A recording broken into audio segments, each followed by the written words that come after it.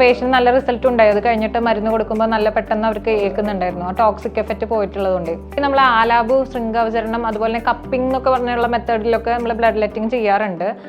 Wet cupping എന്നൊക്കെ പറഞ്ഞിട്ട് അതൊക്കെ ഡോക്ടർ പ്രാക്ടീസിൽ ചെയ്യാറുണ്ട്. വെറ്റ് കപ്പിംഗ് ഈ രക്തമോഷണം ചെയ്യുമ്പോൾ എന്തെങ്കിലും നമ്മൾ കോംപ്ലിക്കേഷൻ എക്സ്പെക്ട് ചെയ്യേണ്ടതുണ്ടോ ഡോക്ടർ?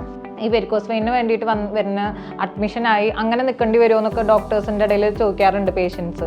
അപ്പോൾ അങ്ങനെ അഡ്മിഷനൊക്കെ വേണ്ടി വരുമോ, അതോ വൺ ഡേ ട്രീറ്റ്മെൻ്റ് ആയിട്ട് ചെയ്ത് പോകാൻ പറ്റുന്നത്? ബേസിക്കലി രക്തമോക്ഷത്തിന് വൺ ഡേ ട്രീറ്റ്മെൻറ്റ് ആവശ്യമുള്ളൂ. അവർക്ക് രാവിലെ വന്നു കഴിഞ്ഞാൽ ഒരു 2 hours ഉള്ളിൽ തന്നെ തിരിച്ചു പോകാം. ടോട്ടൽ ട്രീറ്റ്മെൻറ്റും ബാക്കി കൺസൾട്ടേഷനും എല്ലാം കഴിഞ്ഞിട്ട് ഫുള്ളായിട്ട് ഉണ്ടായിരുന്നില്ല.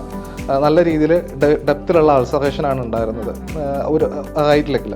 ഇപ്പോൾ അത് ഒരു 70% സ്കിൻ ഫോർമേഷനിലേക്ക് എത്തിച്ചിട്ടുണ്ട്, തിരിച്ചു വന്നിട്ടുണ്ട്. ചെയ്ത് 7 days അവർക്ക് ആ ഇൻഫെക്ഷൻ സ്റ്റേജ് കംപ്ലീറ്റ് ആയിട്ട് നമുക്ക് ചേഞ്ച് ചെയ്ത് കൊടുക്കാൻ പറ്റി. ചെറിയൊരു എമൗണ്ട് ഓഫ് ബ്ലഡ് മാത്രമേ നമ്മൾ എടുക്കത്തുള്ളൂ.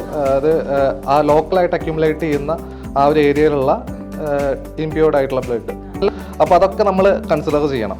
അപ്പോൾ അതെല്ലാം നോക്കിയ ശേഷം അതിനുശേഷമാണ് നമ്മൾ ഈ പറഞ്ഞ എങ്ങനെയാണ് ബ്ലഡ് ലെറ്റിങ് വേണ്ടതെന്നുള്ളത് ഡിസൈൻ ചെയ്യാം നിൽക്കില്ല. അപ്പോൾ അങ്ങനെ വരുന്ന സമയത്ത് പേഷ്യൻറ്റിനും കുറച്ചുകൂടെ ഫാസ്റ്റായിട്ട് അതിൽ റിസൾട്ട് കിട്ടാറുണ്ട്. സ്കിൻ കണ്ടീഷൻസിന് നമ്മൾ രക്തമോക്ഷം പ്രിസ്ക്രൈബ് ചെയ്യാറുണ്ട്.